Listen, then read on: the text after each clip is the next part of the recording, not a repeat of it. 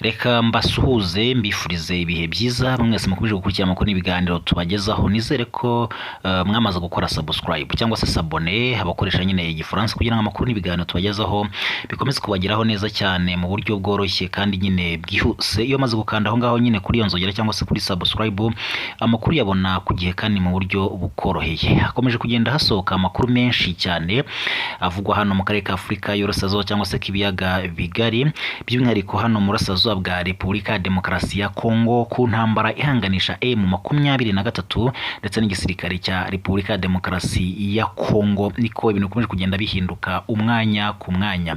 Kuva M23 yinjiye mu mujyi wa Uvira mu minsi ishize ku itariki 9 z'ukwezi kwa 12 nyine uyu mwaka wa 2025, hakomeje kugenda havugwa byinshi cyane ndetse binageza aho ngaho hazamo ko M23 itangaza ko yikuye muri uyu mujyi ku mpamvu zigiye zitandukanye yagiye ishyira hanze, nk'uko byatangajwe na Lawrence Kanyuka n'umuvugizi wayo mu bya politike, ndetse akaba yaratangaje ko mu byatumye bikura muri uyu mujyi harimo kugira ngo habeho inzira baha umwanya ibiganiro bibe mwituze n'amahoro. Ibiganiro nyine bikomeje hagati y'impande zihanganye cyangwa se zishyamiranye, no kuvuga AFC M23 ndetse na leta ya Kongo muri rusange. Murabizi yuko hari ibiganiro bya Doha muri Qatar, no kuvuga nyine cyane cyane byerekeye kuri M23 ndetse na leta ya Kongo. Hakaba n'ibiganiro ariko nanone bya Washington by'u Rwanda ndetse na Repubulika ya Demokarasi ya Kongo. Ibyo byose Kongo yo ugasanga kanini ibishyira ku gihugu cy'u Rwanda, ndetse n'ubu ngubu hari ibyatangajwe na Patrick Muyaya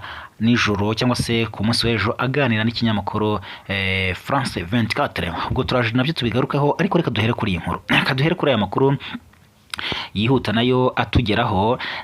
Benshi baravuga ko Perezida Evariste Ndayishimiye u Burundi cyangwa se bakunze kwita Neva hariya Abarundi, ndetse nawe ubwe akaba akunze kubigarukaho, ndetse bakavuga bati yararwanye habuzo gato ngabe yarwana n'umugaba mukuru w'ingabo z'u Burundi General Prime Niyongabo. Murabizi ko uyu nguyu ari we uyobora ingabo z'igihugu cy'u Burundi, ndetse yanagize akazi katoroshye cyane mu gihe ingabo z'u Burundi ziri mu Burasirazuba bwa Repubulika ya Demokarasi ya Kongo.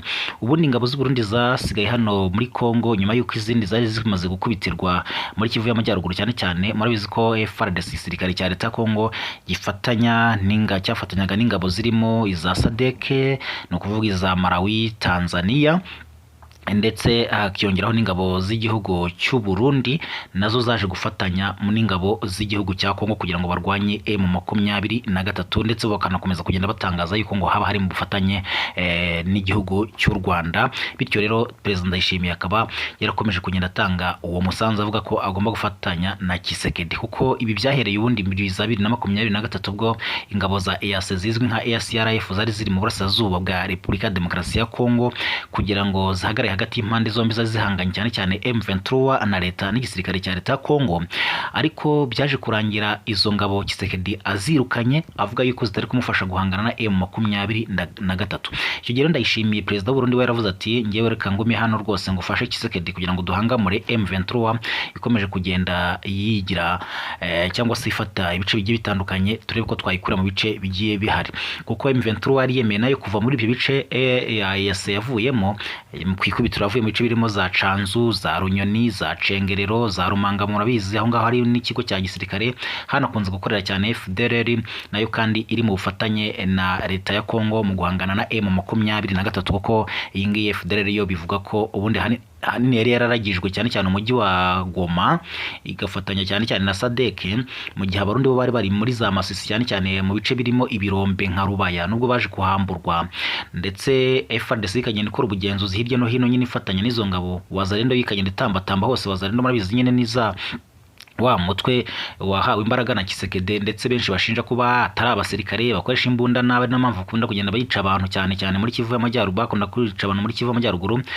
ndetse ibintu byaje kwadukira muri Kivu y'Amajyepfo nyuma y'uko M23 ibimuye cyane cyane muri Kivu y'Amajyaruguru, imaze gufata za Masisi, imaze gufata umujyi wa Goma, igakomeza imanuka za Karehe, za Kavumu, ikerekeza Bukavu, igafata umujyi wa Bukavu n'umurwa mukuru wa Kivu y'Amajyepfo nawo igafata, kugeza ubwo ejo bundi yarafashe umujyi wa Uvira. Reka tugaruke kuri iyi nkuru. Nukuvuga ngo icyatumye bavuga ko General Prime Niyongabo yaba ari mu mwuka mubi cyangwa se ashaka kurwana na Perezida Evariste Ndayishimiye Burundi, ubundi ubundi Perezida Ndayishimiye we yavuze yuko ingabo z'u Burundi zigomba kwisubiraho zigakora iyo bwabaga kugira ngo nyine zihagarareho cyangwa se zibe zakiminjiramo agafu, zibe zakongera gufata umujyi wa Uvira. M23 yari yabambuye nubwo yamaze gutangaza ko yawuvuyemo.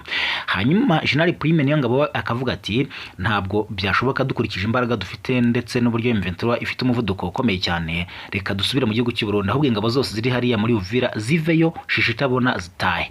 General Perezida Ndayishimiye akavuga ati rero ntabwo byashoboka, ahubwo mugume aho ngaho muri Kivu y'Amajyepfo murwane umuhenerezo kugeza ubwo muhangamuye M23 mukerekana aho mubera akaga. Kuko Perezida Ndayishimiye mu bihe byashize igeze gutangaza avuga ko imbaraga igisigari cy'u Burundi gifite ari nyinshi cyane ku buryo bo abarundi batapfa nk'abanyekongo. Ati twebwe rwose ntabwo dushobora gupfa nk'abanyekongo bicwa bareba, bahondagurwa bareba. Ati twebwe dufite imbaraga, dufite igisirikare gikomeye. Ndetse ibi ngibi byanatangajwe n'umuvugizi w'igisirikare cy'u Burundi mu bihe byashize mu mwaka ushize 2024 mu mpera zawo, avuga ati twebwe dufite imbaraga zikomeye. Ibyo abantu bavuga ko ingabo z'u Burundi zifatirwa ku rugamba, kuko icyo gihe byatangazwa ko ingabo zigera muri 70 ku ikubitiro, nyuma yaho haje gufatwa izindi nazo zigera mu 150 ngo zifashwe matekwa na M23. Rero yabazwaga n'itangazamakuru bamubaza bati se umuvugizi w'igisirikare cy'u Burundi we ibijyanye nuko muri gufatirwa ku rugamba cyane mukubitwa bite arabihakana yivuye inyuma avuga ati twebwe rwose ingabo zacu zirakomeye cyane. Ati ibyo ni ibinyoma bihimbano bihimbwa n'abanzi bacu bashaka kugaragaza ko igisirikare cyacu kidakomeye, ariko muri rusange ni igisirikare cyahagazeho kandi gihambaye. Ubwo rero nibyo byatumye Perezida Ndayishimiye ejo bundi avuga ati igisirikare kigomba kugaragaza ko gikomeye, igisirikare cy'u Burundi. Tukaguma hano muri Uvira bagafata uno mujyi, kubera ko yaranafite impungenge avuga ati byatuma M23 yadukira Bujumbura, kuko birateganye cyane hariya za Kamanyura wambutse gatoya wikubita Bujumbura n'ahantu biteganye. Ndetse hari baye n'ikibazo cyuko ubu ngubu ubuhahirane bwahagaze, kuko Burundi bwahise bunafunga umupaka bumaze kumva ko Burundi ko M23 yafashe Uvira, ubuhahirane burahagarara. Kandi abavuga ko ubundi Burundi bwahahiraga cyane muri uyu mujyi wa Uvira, ndetse hari n'abarundi benshi cyane hano. Mwabonye ko abagera muri 500 ejo bundi M23 yarabafashije gutaha bava hano muri Uvira bagasubira iwabo mu gihugu cy'u Burundi bahunga nyine basubira iwabo kugira ngo babe bava hariya mu mujyi wa Uvira M23 yamaze kugeramo. Aha rero niho General Neva cyangwa se Perezida Ndayishimiye yatangazaga ati rwose tugomba kurwana umuhenerezo kugira ngo twiheshe icyubahiro, tunerekane ko igisirikare cy'u Burundi gifite imbaraga. Ibyo rero ibyo General Prime Niyongabo akavuga ati ntabwo byashoboka, ahubwo dukurikije ikibazo gihari mu gihugu cy'u Burundi cy'umutekano, nibaze ingabo z'u Burundi nizigaruke zibe zaziba icyuho, zirinde cyane mu Burundi, zinafunga imipaka, zinahagende zihagote kugira ngo nyine ibintu twe twizeye ko umutekano umeze neza cyane. Hanyuma rero ubwo bwumvikane bukaba buke hagati y'abo bagabo bombi. Ubu ngubu baravuga ko umwuka ari mubi cyane, ndetse rwose uyu General Prime Niyongabo ashobora no kwisanga yavanywe mu nshingano cyangwa se yirukanywe na Perezida Ndayishimiye utari kuhuza nawe.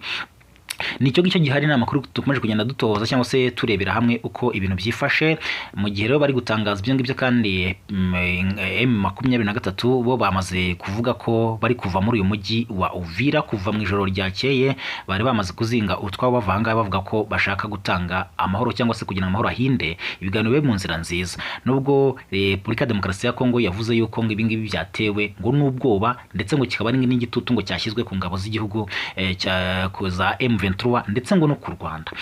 Mu ijoro ejo nibwo Patrick Muyaya n'umuvugizi wa Repubulika Demokarasi ya Kongo wa guverinoma yayo, akaba kandi ari na minisitiri w'itangazamakuru n'itumanaho hano muri Repubulika Demokarasi ya Kongo, yabazwaga n'umunyamakuru bigendanye n'ibyo muri Uvira, bamubaza bati se muravuga iki ku bigendanye n'uko M23 yikuye muri uyu mujyi wa Uvira. We agatangaza ko impamvu M23 yavuye mu mujyi wa Uvira ngari igitutu cyashyizwe ku Rwanda, avuga ati u Rwanda rwashyizweho igitutu mu buryo bweruye, timwabyiboneye mwese murabona ko ariyo mpamvu M23 izinzi ibyayo cyangwa se ivuye muri uyu mujyi wa Uvira. Ati niyo mpamvu rwose bafashe ibyabo bakaba bava ahangaha muri uyu mujyi wa Uvira. Ati ni igitutu cyashyizwe ku Rwanda, ati kubera ko u Rwanda rwanze kubahiriza ibyo ibyemeranyijweho mu biganiro bya Doha muri Qatar ndetse n'ibyemeranyijweho muri Washington. Ati kandi ikindi M23 yirirwa ihakana yuko idafite aho ihuriye n'u Rwanda. Ati nyamara ibi byabereye by'amasezerano agaragaza muri Washington ngo na Doha ngo bigaragaza yuko ngo hariho ubufatanye.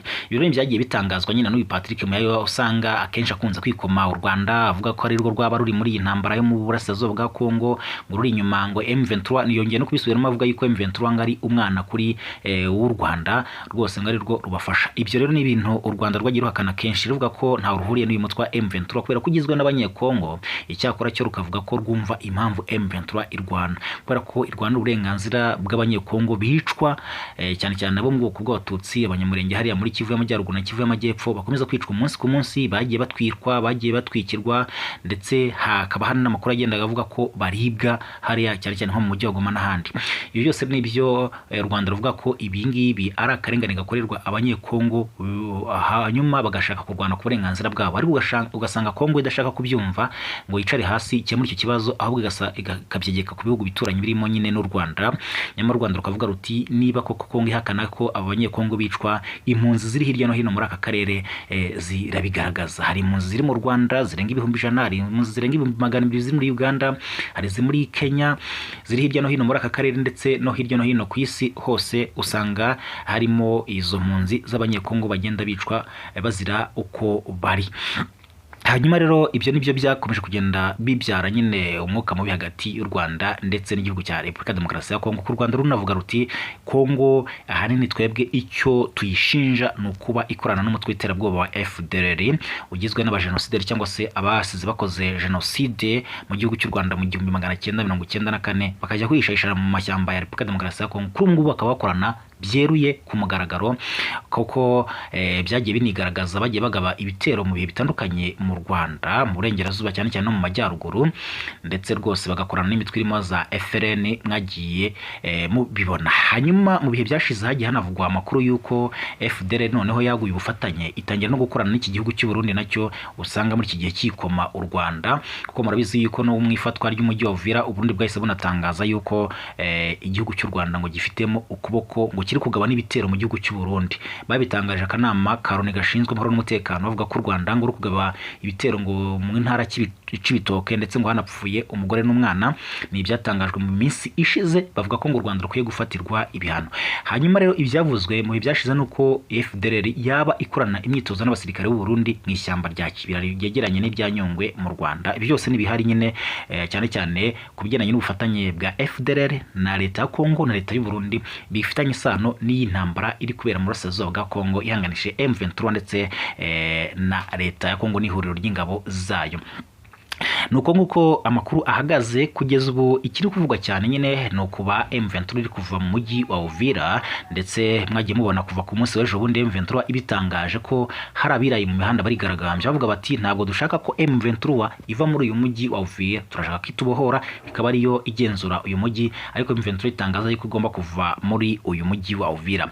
Nyamara ariko ibi ngibi ntabwo ari ubwa mbere nyine M23 bikoze, kuko murabizi yuko mu bihe byashize ifata umujyi wa Walikare hariya nyine muri twariye Walikare. M23 yatangaje ati twawufashe, ariko nyuma y'iminsi mike nabwo itangaza ko yavuye muri uyu mujyi. Icyo gihe hari ibiganiro nyine bya Doha nabwo yagira M23 itangaza yuko iri kugira ngo ihe inzira cyangwa se umwanya ibyo biganiro bibe mu mahoro n'umutekano. Ni uburyo M23 nyine isanzwe ikoresha ikikura mu mujyi runaka, bamwe ariko ugasanga bavuga bati wenda yabonye ko hashobora kuba intambara ikomeye cyane, bakavuga bati reka twiviriyemo tuzagaruka dufite umurego n'imbaraga. Hakaba n'abavuga bati uyu mujyi wa Uvira wo wari ufite n'uburyo n'ubundi ugoye, kuko M23 byamaze igihe bitangazwa ko ishaka kuwufata yawugezemo ariko bikarangira n'ubundi itahafasha. Ibyo byose ni bihari nyine biri kuvugwa kuri iyi mirwano ikomeje guhanganisha M23 cyangwa se intare za Sarambwe nk'uko bamwe babiyita. Hanyuma n'igisirikare cya leta ya Kongo biri kuba rero mu gihe nyine hakomeje ibiganiro hirya no hino bihuza impande zihanganye cyane cyane M23 nyine na leta ya Kongo, ndetse nyine hakaba n'ibiganiro bya Washington biri guhuza u Rwanda na Repubulika Demokarasi ya Kongo. Murabizi ko n'ejo bundi bagiranye amasezerano, nubwo bamwe bavuze ko Tshisekedi wabonaga atabyumva cyane, ko benshi berekanye sinya cyangwa se umukono w'amasezerano, ariko we nyine yanga werekana ari uko ibintu bisa naho birangiye. nuko rero ibintu bihagaze natwe icyo tugomba kubemerera hano kuri uyu muyoboro ubagezaho amakuru atandukanye kandi yizewe agezweho acukumbuye asesenguye y'ukuri, kuko nyine twe twirinda ibihuha. Mukomeze mukore subscribe kugira ngo bagereho neza cyane, hanyuma natwe dukomeze kugenda tuyabagezaho. Mukomeze rero kugira ibihe byiza. Ubwo ngubwo icyo twabwira cyo nuko hari amakuru turi kubatohoreza agezweho kandi nyine ya nyayo yihuta. Mu kanya gato turaba tubabwira uko ibintu byifashe hirya no hino, mwebwe gusa ntimuze kujya kure.